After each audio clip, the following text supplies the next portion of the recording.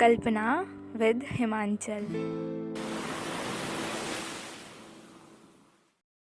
एक रोज घर की सफाई करते वक्त मुझे पुरानी संदूक मिली। कितनी सारी यादें थी उसमें, कितने ही राज कैद थे उसमें। ये सब सोचकर मैंने उसे खोलना चाहा। मेरी नजर उस ताले पे पड़ी जो अंदर के राज को महफूज रख रहा था। बहुत कोशिशें की, बहुत तलाश किया कि कहीं से चाबी मिल जाए, मगर मेरी सारी कोशिशें, सारी तलाश नाकामयाब रही और मजबूरन मुझे वो ताला तोड़ना पड़ा।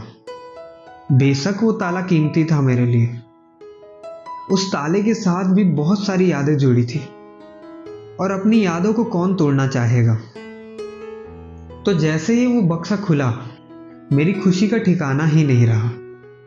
बेशक उसमें कोई हीरे जवाहरात नहीं थे, मगर उससे कुछ कम भी नहीं था। उसमें वो मेरी पुरानी डायरी मिली जिसे मैं कभी सीने से लगा कर घूमता था।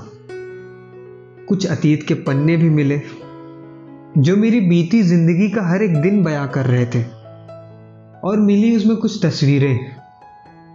अंत में कुछ खत भी मिले उसमें, पर शायद उसे मैं कभी उसके मकाम तक नहीं पहुंचा सका।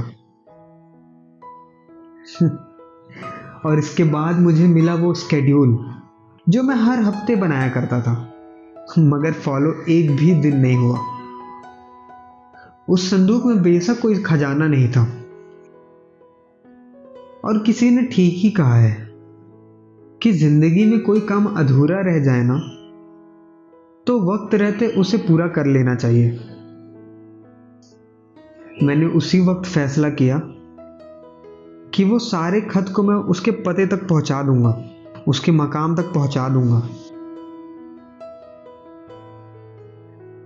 तो बस अब जैसे ही मौका मिलेगा, मैं वो सारे खत लेकर तुम्हारे पास आ जाऊंगा। तो कैसी लगी ये मेरी कहानी, छोटी सी कहानी जो असल में सच्ची कहानी, सच्ची घटना है। अब देखते हैं मैं वो खत पहुंचा पाता हूं या नहीं। हाँ, जब मैं पहुंचा दूंगा तो आप सबको बताऊंगा, आप सबके साथ शेयर करूंगा कि आगे हुआ क्या, और शायद आप भी जानना चाहेंगे कि आगे होगा क्या। मैं उस तक जब खत पहुंचाऊंगा तो वो कैसे रिएक्ट करेगी, क्या सोचेगी, मैं सब कुछ आपको बयां कर दूंगा। इंतजार तो करेंगे ना मेरा।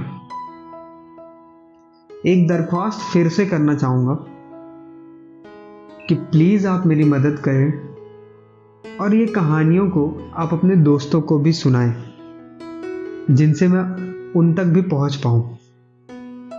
मुझे आपकी मदद की सख्त जरूरत है। आप हैं ना इस सफर में मेरे साथ। और अभी तो सिर्फ शुरुआत है, हमें तो अभी लंबा चलना है। उम्मीद है मेरी कहानी आपको पसंद आई होगी। हम कल फिर मिलेंगे एक नई कल्पना और एक नई कहानी के साथ।